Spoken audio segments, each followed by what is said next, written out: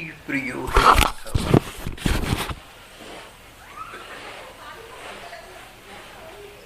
नारद भक्ति सूत्र के अंतिम सूत्र हैं संख्या क्रम 83। इत्येव वदन्ति जन जल्प निर्भया एकमता भक्त्याचार्य। प्रेमा भक्ति के सभी आचार्यों ने एक मत होकर अन्य मतों की चिंता न करते हुए प्रेमा भक्ति को ही सर्वोत्तम बताया है। सभी आचार्यों ने, कई आचार्यों के नारद जी ने नाम लिए हैं। सनकादि ऋषि, व्यास जी, शुकदेव जी, शांडिल्य ऋषि, कौंडिन्य, भगवान शेष, उद्धव जी, आरुणि, बलि, हनुमान जी, विभीषण आदि। सभी इन महापुरुषों ने एक मत होकर यही कहा कि प्रेमा भक्ति जीवन का चरम लक्ष्य है। इत्येवं वदन्ति जन जल्प निर्भया एकमतः भक्त्याचार्य। प्रेमा भक्ति के सभी आचार्यों ने, जिनके कुछ उदाहरण नारद जी ने दिए हैं, सभी ने एक मत होकर और जन जल्प निर्भया, अन्य मत मतांतरों का इस विषय में क्या विचार है उसकी चिंता न करके, उसका भय न करके प्रेमा भक्ति को ही सर्वोत्तम बताया। मत मतांतर अनेक हैं और महापुरुष भी अनेक हैं, अपने स्थान पर सब ठीक भी हैं, लेकिन जब मानव जीवन के चरम उत्कर्ष की बात आती है, जीवन की सर्वोच्च सफलता, तो भगवान के प्रति प्रीति होना ही सर्वोपरि तत्व सामने आता है। 84वें सूत्र में नारद जी कहते हैं, यह इदम नारद प्रोक्तम शिवानुशासन विश्वसिति श्रद्धते सप्रेष्ठम लभते सप्रेष्ठम लभते।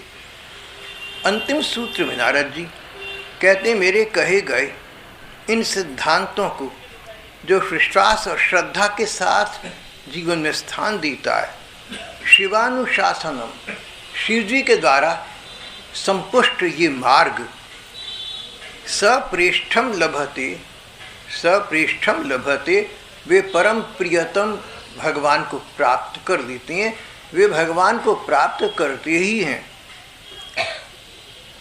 यह इदम नारद प्रोक्त शिवानुशासन, शिवानुशासन श्री शिव जी द्वारा संपुष्ट। नारद जी कहते हैं कि जो भक्ति के सिद्धांत मैंने बताए हैं, ये ऐसा नहीं कि मैं अपने को बहुत मानता हूँ, मेरा अनुभव तो यही है, लेकिन अन्य भक्ति के जो आचार्य हैं सभी से मेरा ये मत मेल खा रहा है, सभी से संपुष्ट है, सभी से अप्रूव्ड है, सभी से कंफर्म्ड है। यहाँ तक कि प्रेमा भक्ति के आदि आचार्य भगवान शंकर हैं, उन्होंने भी इसी मत को स्थान दिया है, इसी मत को प्रधानता दी है। तो नारद जी अंत में कहते हैं, बस एक बात समझ आनी चाहिए कि भक्ति के इन सिद्धांतों को जो व्यक्ति जीवन में स्थान देगा, मन में भी मानेगा और व्यवहार में भी लाएगा, स प्रेष्ठम लभते, वो प्रियतम प्रभु को प्राप्त कर लेगा। विश्वसिति श्रद्धते, विश्वास और श्रद्धा होनी चाहिए। जिन सिद्धांतों का प्रेमा भक्ति प्राप्त करने के लिए नारद जी ने विवरण दिया है, भक्ति के वे सिद्धांत, भक्ति पाने के लिए वो नियम उपनियम, उनके प्रति श्रद्धा हो और विश्वास हो, मन मानता हो। नारद जी कहते कि अंधविश्वास मत करना, अंधश्रद्धा मत रखना। इन सिद्धांतों को तुम्हारा मन माने, तुम्हारे समझ कहे, तुम्हारा मस्तिष्क कहे कि ये सिद्धांत उचित हैं, तुम्हारा अपना मन मानता है। श्रद्धा, किसी श्रत को, किसी सत्य को धारण करना, तो मैंने तुमसे भक्ति के सिद्धांत बताई, मैंने तुम्हें कई बातें कही। पहली बात, जीवन की सफलता किस बात में है? जीवन की सफलता भगवान का प्रेम प्राप्त करने में है। दूसरी बात, भगवान का प्रेम प्राप्त करने के लिए क्या नियम इत्यादि हैं, मैंने वो तुम्हें बताई।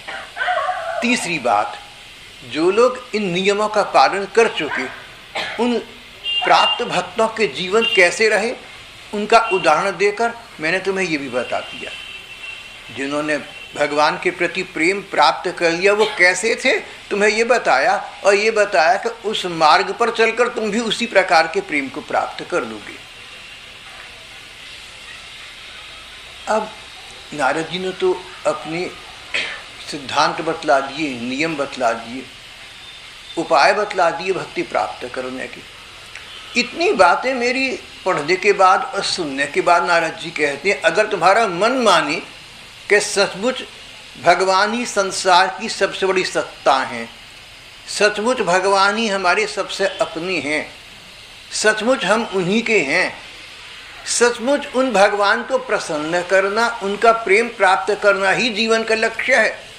अगर मेरी बातें तुम्हें समझ आती हो, मन मानता हो, अंधविश्वास मत करना, अंधश्रद्धा मत करना, ऊपर से हाँ हाँ मत कर देना।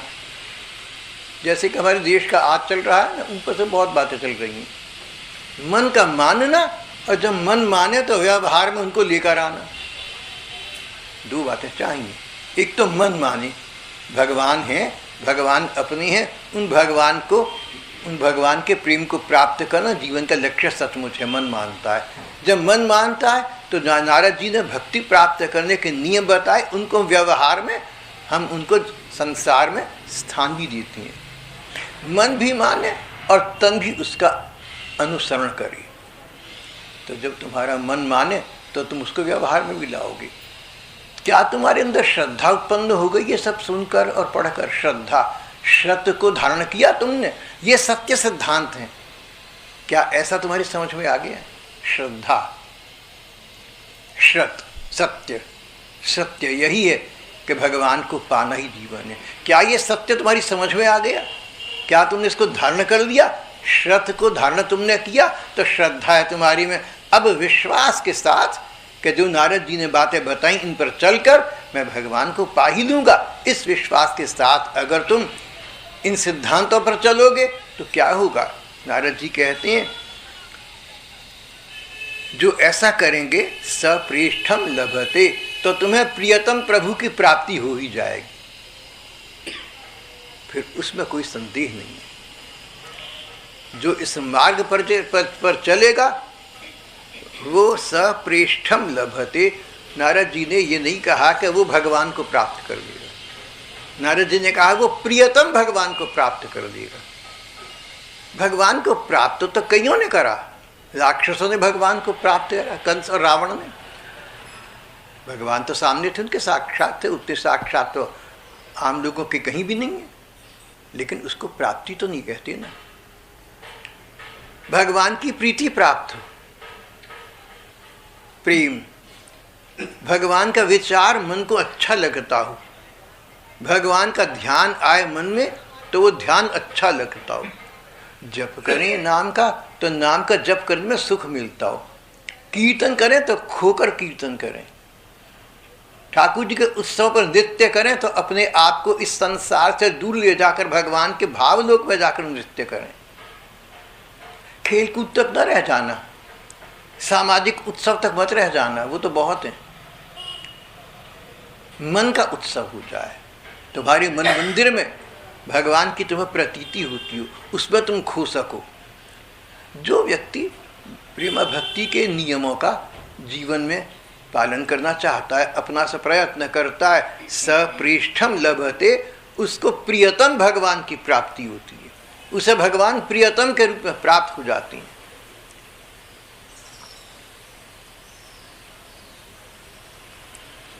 तो जो नारद जी ने सिद्धांत बताए 84 सूत्र हैं, लेकिन 10 सूत्र उनमें से चुनकर जो जीवन में लाने के लिए नारद जी ने कहे हैं और संगत बिठाते हैं, वो 10 सूत्र। पहला, तद विरोधिषु उदासीनता च, भक्ति के और भगवान के विरोध में जो बातें हैं उनसे उदासीन हो जाओ, यानी उनकी निंदा मत करो, उनको काटो मत, उनका खंडन मत करो, अपना मन मोड़ लो वहाँ से।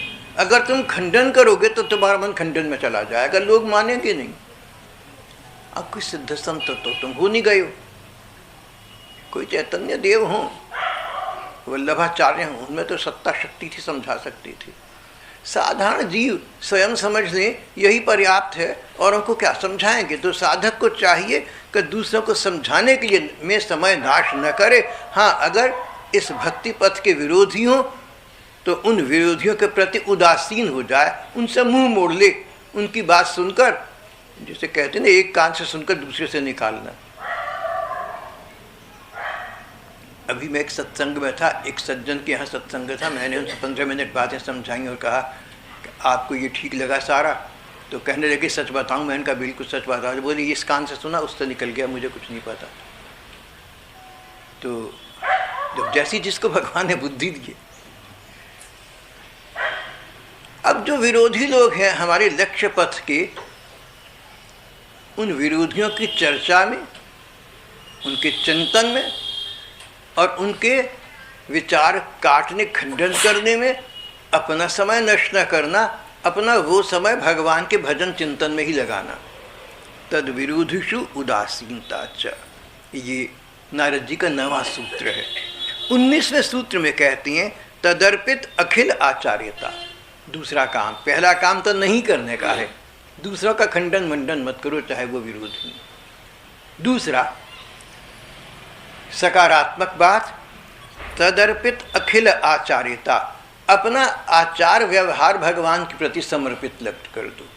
ये सारे सूत्र पहले इनकी व्याख्या वार्ता हो चुकी है। खाना खाना है तो ये सोचकर खाना लाओ बनाओ कि हमने भूख लगाना है, जब खाना खाओ तो भगवान का प्रसाद पा रहे हैं, ये भावना रखो। अपने जितना आचार विचार हैं, आचार व्यवहार है, सबके सब भगवान से संबंधित कर दो। 37वें सूत्र में नारद जी ने कहा कि भक्ति की प्राप्ति कैसे होगी तुम्हें?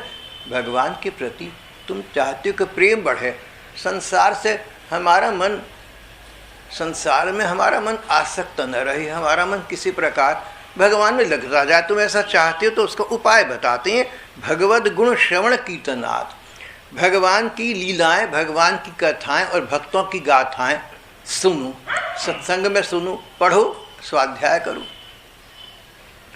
जैसा हम सुनेंगे, जैसा देखेंगे, जैसा पढ़ेंगे, वैसे विचार मन पर हावी होते जाएंगे। तो तुम भगवान के विषय में सुनो, पढ़ो, तो तुम्हारा मन भगवान में लगने लगेगा। भगवान के गुण, उनका श्रवण करो, कीर्तनात्, उन्हीं का कीर्तन करो। और 47वें सूत्र में कहते हैं फिर एक गहरा उपाय बताते हैं, सबके लिए आसान नहीं है पर जो कर सके उनके लिए। विविक्त स्थानम सीवते, अपने दिनचर्या में कुछ समय ऐसा निकालो विशुद्ध एकांत का, अकेले में जाकर बैठ जाओ, चारों ओर कोई दृष्टि गोचर ना हो, किसी का विचार ना है। घंटा भर हो, 2 घंटा हो, आधा घंटा हो, 10 मिनट हो, आधा मिनट हो, अपनी दिनचर्या में कुछ पल, कुछ क्षण ऐसे निकालो जब तुम अपने को भी भूल जाओ, एकमात्र ठाकुर सामने रह जाए। घर वालों का विचार ना आए, संसार का विचार ना आए, देश की दशा का विचार ना आए, अच्छा बुरा अपना पराया कुछ भी तो न रहे, बस एकमात्र मन की आंखों के सामने अपने ठाकुर हों और अपना बोध हो, अपना भान हो। तो उन भगवान के सेवक के, उन भगवान के भक्त के रूप में मैंने भगवान के चरणों में माथा टिका दिया, उन्होंने दोनों बाजुओं से मुझे उठाकर खड़ा कर लिया, भगवान ने साधक को कंठ लगा लिया। कुछ समय इस प्रकार विशुद्ध एकांत का निकालो जिसमें भगवान का एकांतिक ध्यान कर सको। और ध्यान में अगर मन हटता हो तो कम से कम उस एकांत के समय नाम जप करती रहो।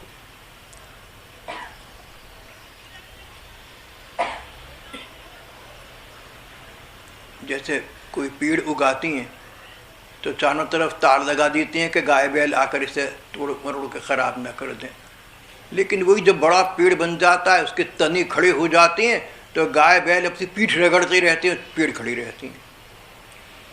इसी प्रकार प्रारंभिक साधना अवस्था में अपने को संसार से, बाह्य जगत से बचाने की आवश्यकता। अपने चारों तरफ ईंट बना लो, चारों तरफ तार लगा लो, हम एकांत में अकेले बैठे। एकांतिक भजन चिंतन के द्वारा एक प्रकार की सिद्धावस्था जब प्राप्त हो जाए तो पेड़ की भांति खड़े रहो, फिर संसार आकर रगड़ दे अपने को, कोई फर्क नहीं पड़ता। लेकिन वो बाद की स्थिति है। तो विविक्त स्थानम सेवती 47वें सूत्र में नारद जी ने कहा है, और 63वें सूत्र में कहा स्त्री, धन, नास्तिक और बैरी, इनका चरित्र मत सुनो। स्त्री, ऐसी बातों में अपना मन मत लगाओ, ऐसी पत्रिकाएं मत पढ़ो, ऐसे टेलीविजन के कार्यक्रम मत देखो जिससे तुम्हारा मन महिलाओं के आकर्षण के प्रति आसक्त होता हो।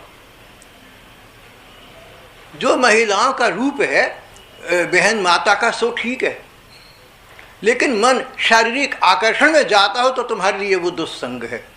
और मैंने कहीं कहीं ये सुना है कि देश में ऐसे भी स्थान है जहाँ महिलाओं का पुरुषों के प्रति शारीरिक आकर्षण हो जाता है। उन महिलाओं को बचना चाहिए, दोनों के लिए।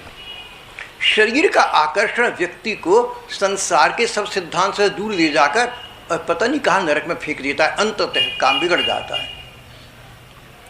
तो पति पत्नी एकांतिक अपने तक सीमित रहें तो कोई आपत्ति नहीं है, लेकिन बाहर अपना मन लगाना, शारीरिक सौंदर्य को देखकर आसक्त होना, ये पतन का कारण है।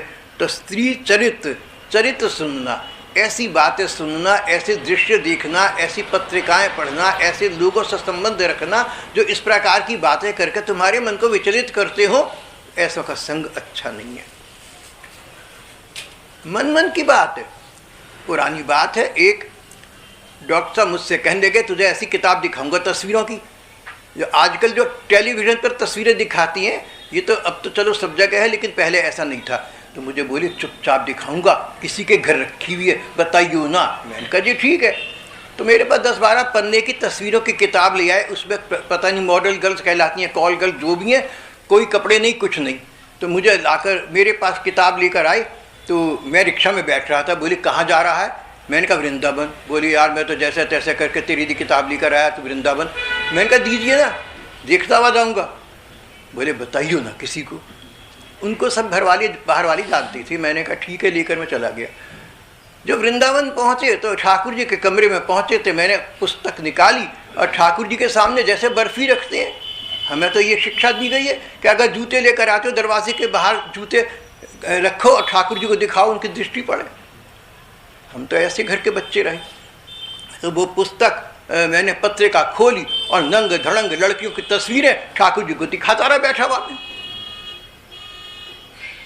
तो अगर आप लोग बैठे के आपके सामने, मुझे शर्म नहीं आएगी?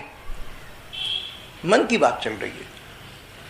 मैं ये नहीं कहता मैं ऊंचा उठ गया हूं, लेकिन अभी तक की स्थिति ये है। तो मैंने ठाकुर जी को दिखानी शुरू कर दी।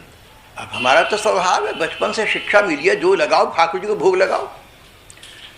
वापस आए तो वो डॉक्टर साहब मुझसे बोले कि यार तेरा अकल का मुझे भरोसा नहीं, किसी को बताया तो नहीं। मैंने कहा ठाकुर जी को भोग लगा दिया था। हंसने लगे, बोले तेरी तो लीला ये परंपार है। कोई भी बात अपने आप में तो अच्छी बुरी होती नहीं। अगर मेरा मन पैसे को देखकर लालच में जाता हो तो मेरे लिए पैसा बुरा है। पैसे बेचारी ने क्या बुराई करी है? देखिए पैसे में अपने में क्या बुराई है? जब से दुनिया बनी पैसे के दम पे चल रही है। पैसे में क्या बुराई है? जब से दुनिया शुरू हुई तब से दाम्पत्य जीवन पर चल रही है। दाम्पत्य जीवन में क्या बुराई हो सकती है? ये तो सारी चीजें संसार में सदा से चली आ रही हैं। अपने मन को देखना चाहिए। अगर किसी दृश्य को देखकर, किसी पुस्तक को पढ़कर, किसी संग में बैठकर मेरा मन विचलित होता हो तो अपने भले में मुझे वहां से अपने को उपराम करना चाहिए। स्त्री, धन की बात हो चुकी है। नास्तिक का चरित्र बिल्कुल ठीक, जो भगवान को नहीं मानती। तो अगर आपके जीवन में आपको ऐसे लोग मिले जो ये कहें भगवान किसने देखा है, ये तो ऊपर की बातें हैं, तो बार बार सुनोगे तो कहीं तुम्हें स्वयं को संशय न उत्पन्न हो जाए, बोले सब मन का भ्रम है, असलियत में कुछ नहीं है। तो नास्तिक लोगों के बीच बैठना भी उचित नहीं है। जो आस्तिक लोग हैं, जो भगवान की चर्चा करते हैं, भगवान को मानते हैं, उनके बीच बैठना, उनका सत्संग ग्रहण करना उचित है। स्त्री, धन, नास्तिक, और एक नारद जी ने शब्द प्रयोग बैरी। कोई तुम्हारा प्रतिपक्षी हो ना, कोई तुम्हारा विरोधी हो, कोई तुम्हारा बैरी हो, कोई तुम्हारी बुराई करता हो, कोई तुम्हारा निंदक हो, उसकी चर्चा भी मत करना। जो तुम्हारी बुराई करता है, तुम घर वालों से इष्ट मित्र से उसकी चर्चा करोगे और ये सुनोगे कि वो तुम्हारी निंदा करता है, तो तुम्हारे मन में उसके प्रति कोई उपरामता आ जाएगी, अच्छा नहीं लगेगा सुन करके, उसके प्रति सद्भावना नहीं व्याप्त हो सकेगी। तो इसलिए बैरी का चरित्र सुनना, निंदक का चरित्र सुनना, कोई मुझे कहे कि आपकी ये निंदा कोई फलाना कर रहा था, तो मैं निंदे के जवाब में कुछ सोचूंगा। जो किसी ने मेरी निंदा की, तो जिस बात को लेकर निंदा की वो बात मेरे में है ही नहीं, ये साबित करने की 10 बातें सोचूंगा और कहूँगा समय ना आ रहे। फिर वही बात आ रही, ये सारी बातें साधकों की बातें हैं, जो ब्रह्म प्राप्त महर्षि जन हैं उनकी बात यहाँ नहीं चल रही है, प्राप्त लोगों की नहीं, साधकों की बात है। स्त्री धन नास्तिक चरित्रम न श्रवणीयम, इनको तो सुने भी नहीं, नहीं तो मन उनमें जाकर विचलित होगा। और 65वें सूत्र में कहते हैं काम क्रोध अभिमान इत्यादि जो मन की वृत्तियाँ हैं, ये सब की सब इनका क्या करें।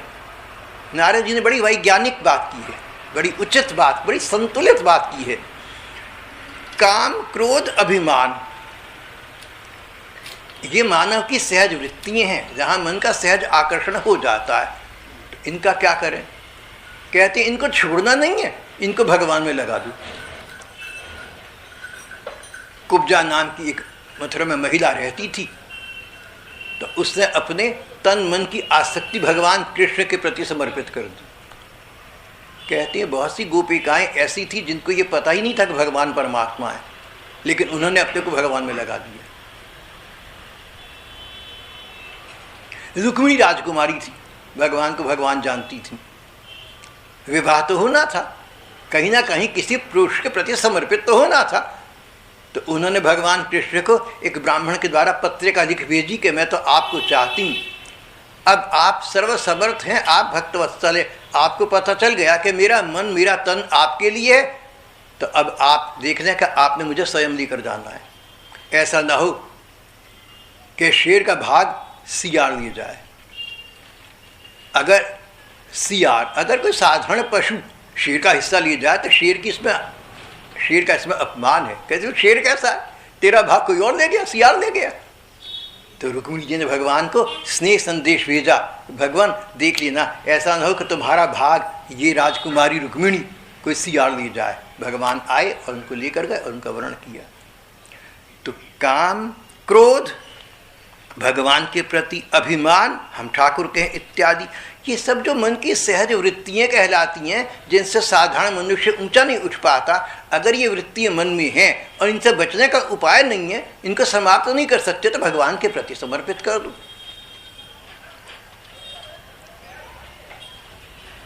पानी में हाथ डालोगे तो गीला तो होगा ही, मन को तन को भगवान में लगाओगे तो भगवदीय हो जाएंगे, सांसारिक तो रहेंगे नहीं।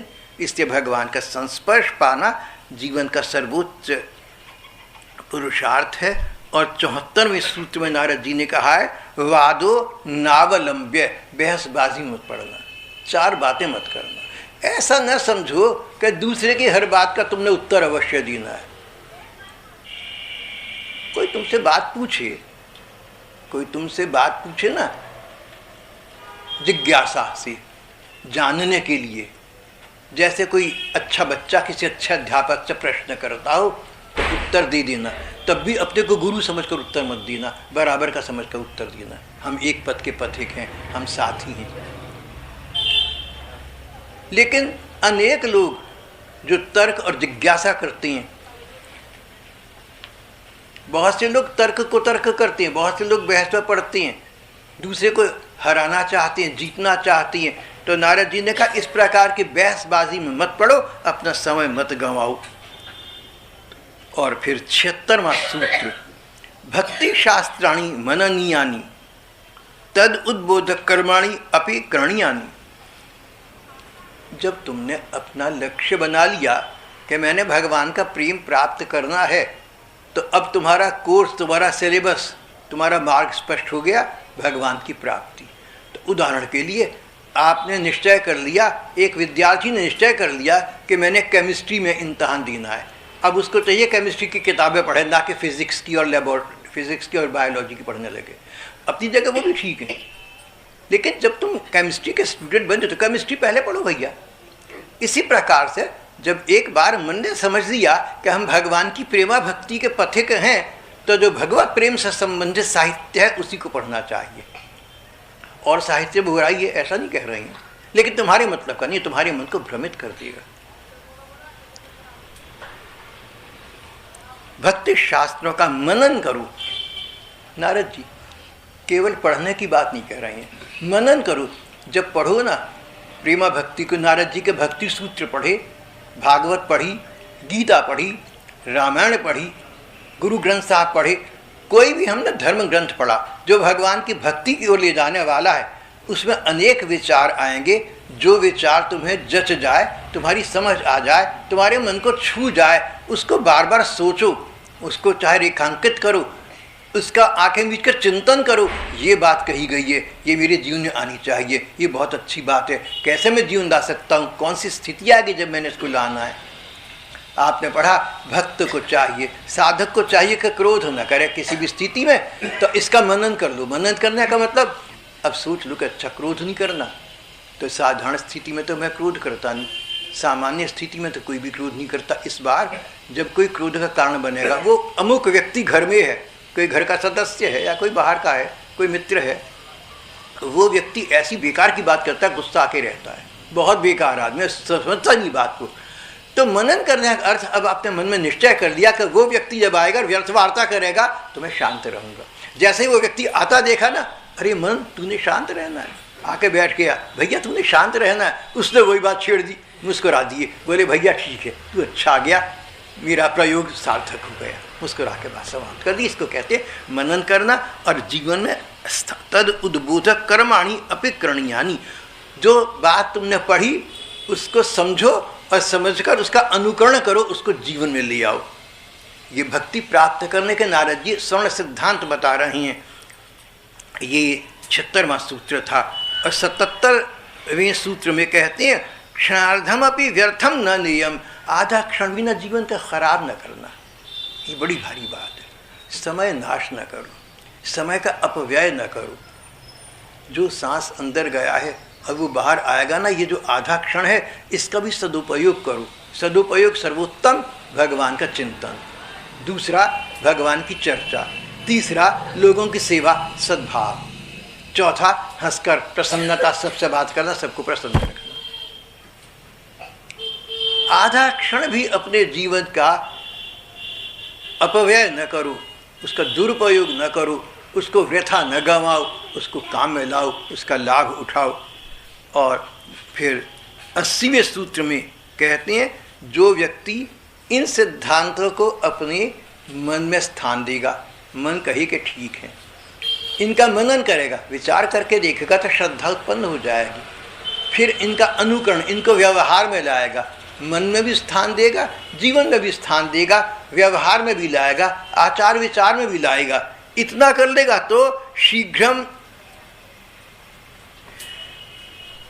अनुभावयति च, तो जल्दी ही क्या होगा, भगवान उस भक्त के सामने अपने को प्रत्यक्ष प्रकट कर देंगे।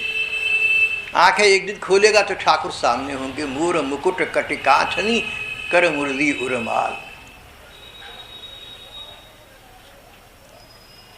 केवल भगवान प्रकट होंगे इतना ही नहीं कह रहे हैं, कहते हैं अनुभावयति, अनुभव करेगा, तुम्हारी आंखें देखेंगी, तुम्हारा मन देखेगा, तुम्हारे अंग को उसका स्पर्श होगा, दरस परस संभाषण तीनों तुम्हें प्राप्त होंगे।